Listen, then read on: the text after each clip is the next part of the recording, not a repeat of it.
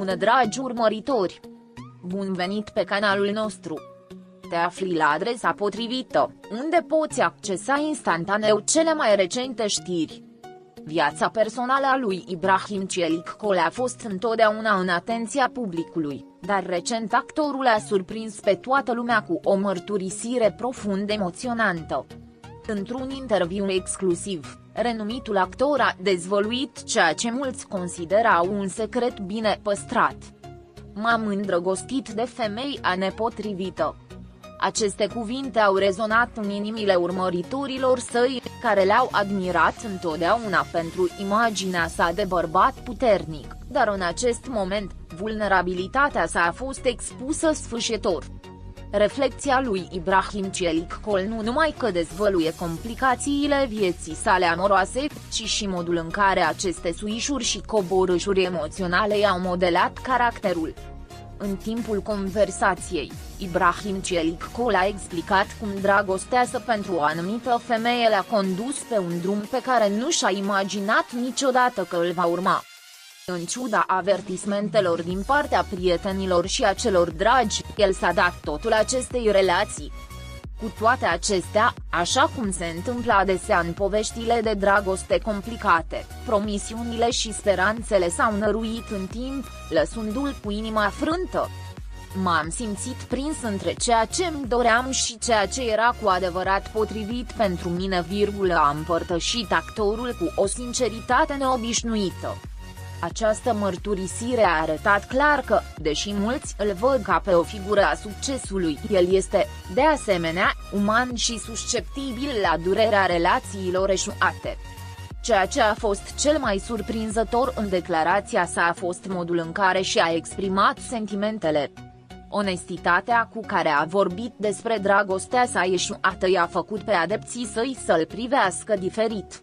Nu a fost un simplu lament, ci o reflecție profundă asupra alegerilor pe care le făcuse. Ibrahim Çelikçol a menționat că, deși s-a simțit pierdut la momentul respectiv, a fost și o experiență care i-a permis să crească ca persoană.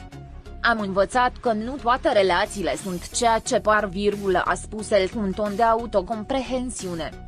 Prin această experiență, actorul a arătat o latură a sa pe care mulți nu o cunoșteau. Cea a cuiva care, ca toți ceilalți, suferă și învață din greșelile sale. Totuși, ceea ce i-a mișcat cu adevărat pe fanii săi a fost reacția mamei sale, care a fost întotdeauna o figură fundamentală în viața sa. După confesiunea fiului ei, mama lui Ibrahim Çelikçol a fost prima care i-a oferit sprijinul necondiționat. Femeia, cunoscută pentru înțelepciunea și capacitatea sa de a asculta, nu a ezitat să-și îmbrățișeze fiul și să-i ofere cuvintele de care avea nevoie să audă în acea perioadă dificilă. Indiferent ce se întâmplă, voi fi mereu alături de tine, i-a spus ea. Acest sprijin matern a fost farul de lumină de care avea nevoie pentru a continua. Legătura dintre mamă și fiu a fost mai puternică ca niciodată.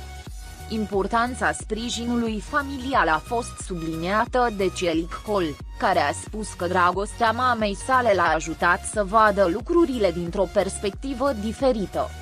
Deși mulți dintre adepții săi îl vedeau ca pe o figură distantă și rezervată, relația cu mama sa este cea care îl menține cu adevărat echilibrat. Actorul a remarcat că, deși viața i-a prezentat provocări, figura maternă i-a fost întotdeauna ancora în momentele de incertitudine.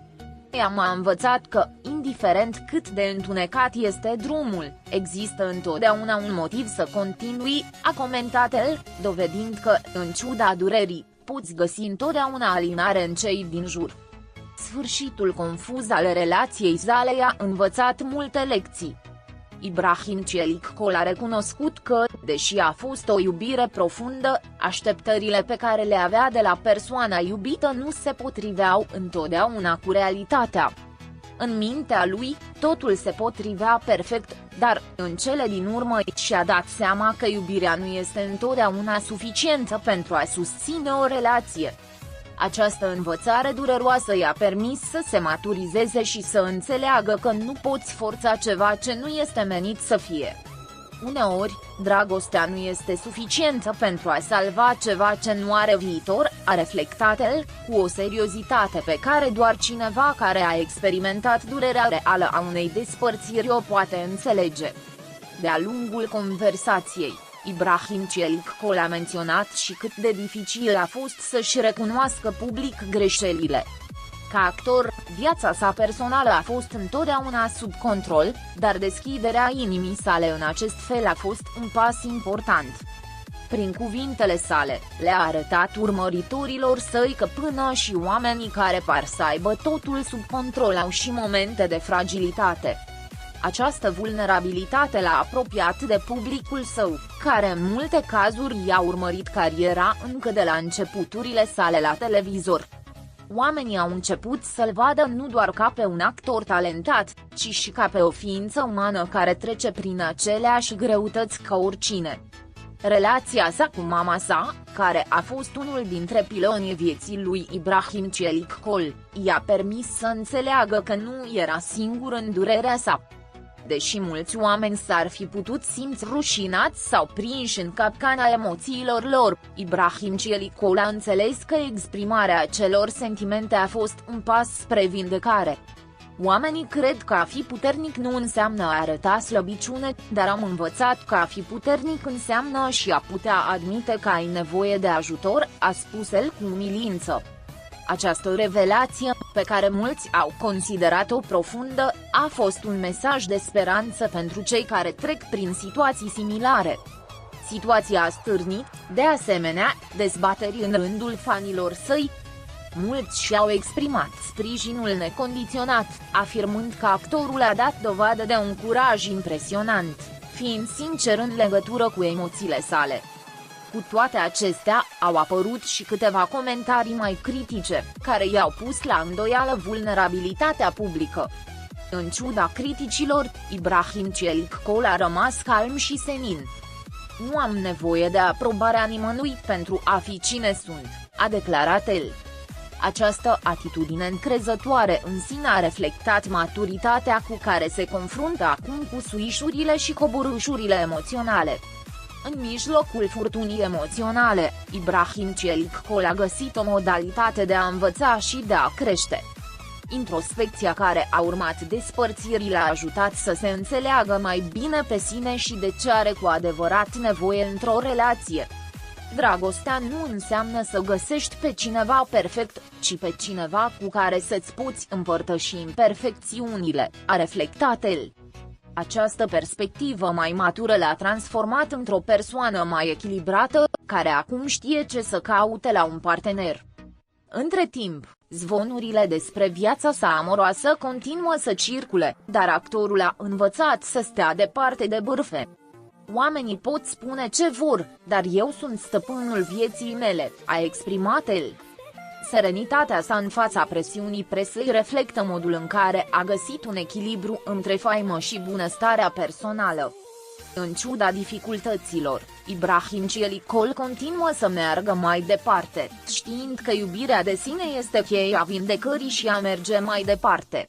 În zilele care au urmat confesiunii sale, sprijinul pentru actor a crescut exponențial. Fanii l-au copleșit cu mesaje de încurajare, recunoscători pentru vulnerabilitatea de care a dat dovadă. Prin cuvintele sale, mulți s-au simțit conectați, deoarece cu toții am experimentat la un moment dat durerea unei iubiri eșuate. Prin mărturia sa, Ibrahim Celikcol a devenit un simbol al modului de a depăși adversitatea și de a învăța din ea. În cele din urmă, mărturisirea lui Ibrahim Celikcol nu numai că l-a apropiat de fanii săi, dar a marcat și începutul unei noi etape în viața sa. Actorul vede acum lumea diferit, cu o înțelegere mai profundă a sinelui și a ceea ce își dorește pentru viitorul său. Deși dragostea poate fi complicată și dureroasă, a învățat să o accepte în propriile condiții, știind că cel mai important lucru este să nu se piardă pe sine în acest proces. Pascali